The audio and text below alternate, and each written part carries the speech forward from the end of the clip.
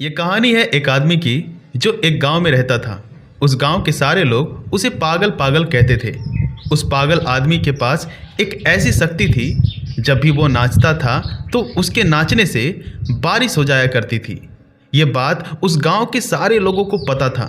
जब भी गांव वालों को बारिश की ज़रूरत होती थी तो उसे बुलाते और उसे नाचने के लिए कहते, और उसके नाचने से ही बारिश हो जाती। एक दिन की बात है कि उसी गांव में 4 लड़के शहर से आते हैं, और जब ये 4 लड़के उस बात को सुनते हैं कि एक पागल के नाचने से बारिश हो जाती है, उसके बाद ये बात जब सुनते हैं तो वो ठहाके लगाकर हंसना शुरू कर देते हैं कि कैसा पागल है जिसके नाचने से बारिश हो जाती है। उसके बाद वो सोचते हैं कि चलो उससे एक बार मिल लेते हैं। उसके बाद उस आदमी से मिलने के लिए वो चारों लड़के जाते हैं। अब जब वो उसके पास पहुंचते हैं तो उसे मजाक में कहते हैं कि देखो भाई, ये तो हम भी करके दिखा सकते हैं।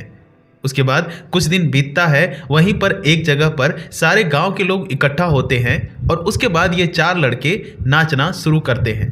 धीरे धीरे आधा घंटा बीतता है, और नाचते नाचते एक लड़का थक जाता है, और थकने के बाद वो कहता है कि अब मैं नहीं नाच पाऊंगा। उसके बाद वो बैठ जाता है। लगभग 1 घंटा और बीतता है तो दूसरा लड़का भी थक जाता है, और उसके बाद वो भी कहता है कि मैं अब नहीं नाच पाऊंगा, और वो भी बैठ जाता है। धीरे धीरे करके चारों लड़के थक जाते हैं और बैठ जाते हैं, लेकिन बारिश का नामो निशान तक नहीं होता है। तभी चारों लड़के उस पागल को नाचने के लिए कहते हैं।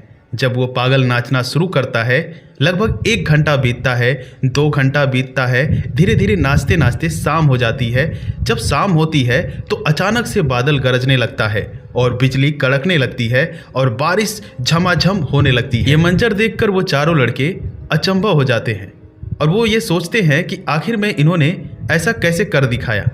उसके बाद उस आदमी से जाकर वो चारों लड़के पूछते हैं कि आखिर में ये कैसे आपने करके दिखाया।